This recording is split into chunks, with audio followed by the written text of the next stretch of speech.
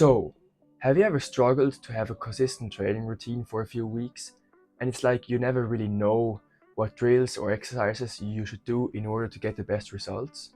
And you constantly try out new different drills and routines in order to find the ultimate drill?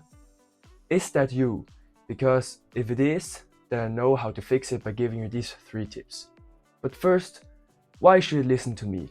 Because I might not be an academy baller or anything near that, but I too used to wonder all the time what drills, what exercises I should do and how the perfect routine would look like, rather than actually doing it. And I struggled with it a lot. But through that struggle, I found out about these 3 key things, which helped me a lot. And they helped me to stop overthinking every step and rather just take action. And I think you yourself could save yourself a lot of years of struggle if you just listen to me for the next maybe 10 minutes or so. So let's dive in. So quickly before we get into the video, I want to introduce my channel and this project. So this will be a channel where I want to document my own journey and also help you as a viewer at the same time. And while I might not be at the highest level of football like in an academy or anything like that, I've done a lot of my journey alone, and through that I've gained invaluable experience which I've taught my own.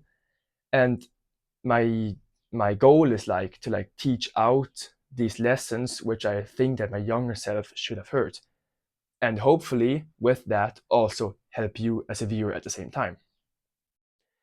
Now, my channel will be a lot about football, obviously, because this is my main sport, but also about sports in general. So if you're from another sport, I think you can benefit from a few videos in the future. So let's dive in. First of all, don't get fooled by social media, because by just scrolling on TikTok or Insta for maybe 10 minutes or so, you've already seen a ton of different drills and exercises if your feed is anything like mine used to be. And while you, including my younger self, might think that it inspires you, it actually harms you. But let me tell you why. So look, in my eyes, there are 2 main problems with social media. The first obviously being that it eats up your time. And there's no discussion about that really. You might think that you are productive, but you really aren't. And the apps are just tricking you into thinking like that. And unfortunately, this is just time wasted where you could have trained or recovered. Like, for example, if you stay up late in order to find the ultimate drill for explosiveness, and by the time you find this exercise, you're too tired and too sloppy to train because it's late. Or if you search for better drills rather than recovering and sleeping. And believe me, I've been there. But no matter how you twist or turn it, there's literally nothing beneficial about it. Because the second problem is also that most of these drills that you see on social media, like maybe 95% of all drills or so, all these drills, they're hyper specific. But what do you mean by hyper specific? You know, you've probably seen all these fancy winger drills and stuff. I remember seeing one like 2 years ago, and I don't really know why it stuck to me. Maybe I can show it on the screen.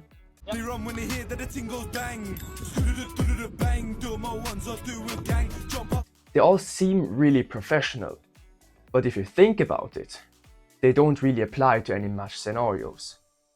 So, for example, for a drill which I showed on the screen, to be effective, you need to approach the goal at exactly this angle, and the defender has to face towards you at exactly this angle.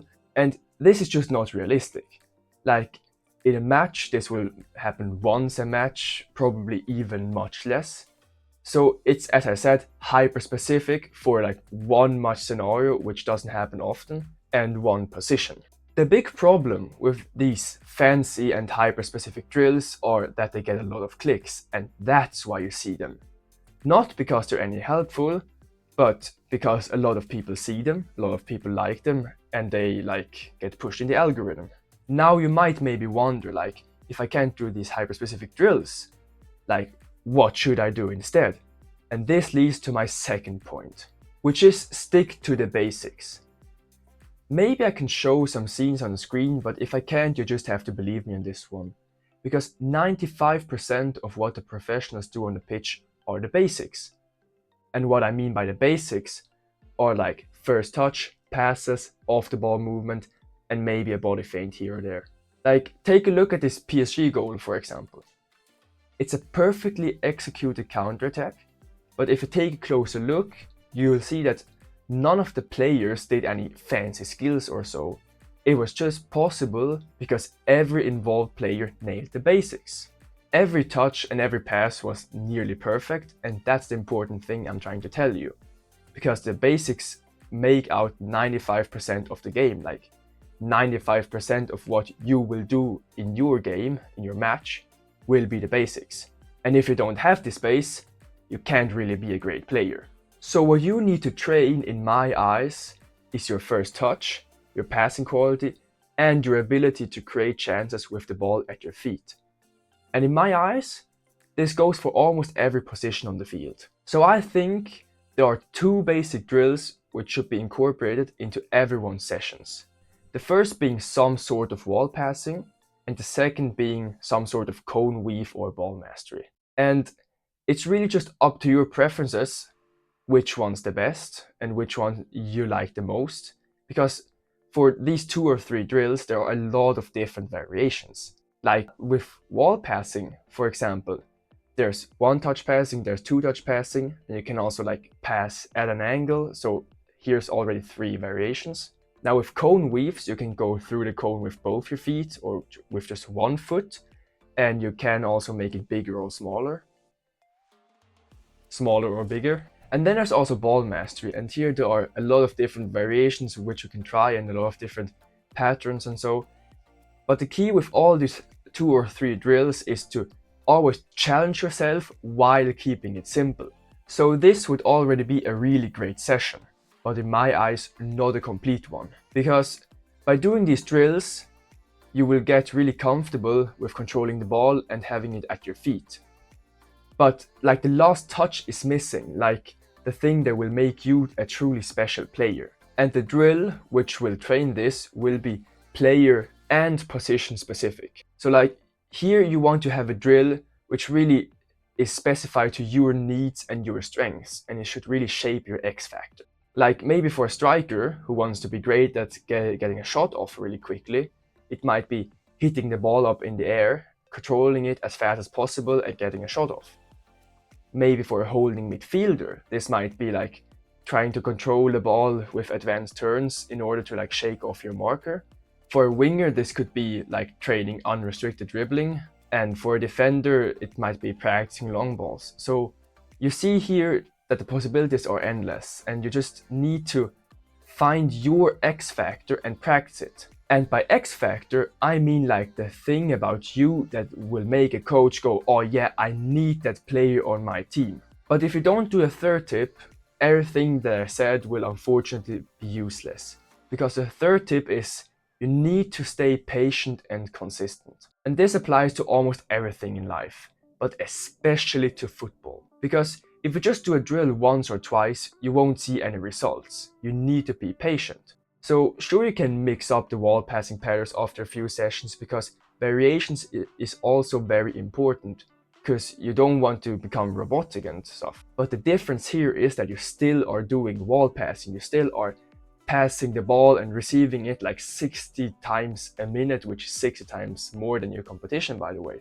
What I mean with this point is that you shouldn't be demotivated if you don't see any results after like 2 or 3 sessions, because the results will come after some time. Like just take a look at this growth curve on the screen for a minute.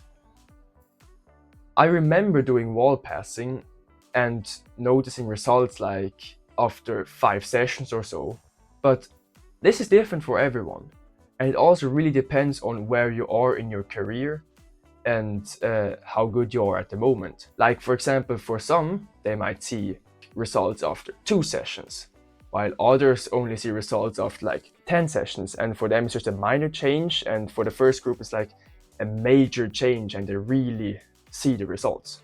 The key here is just to staying patient. And if you aren't patient, everything that I said before will be pointless, because you won't see any results in the long term. So to sum it up again, social media is no use. Then you should stick to the basics, and it's really important to be patient and consistent. So this was my first video. So if you liked it, feel free to like and subscribe, and maybe also comment what you liked about the video or comment criticism if you want to. So yeah, see you in the next one.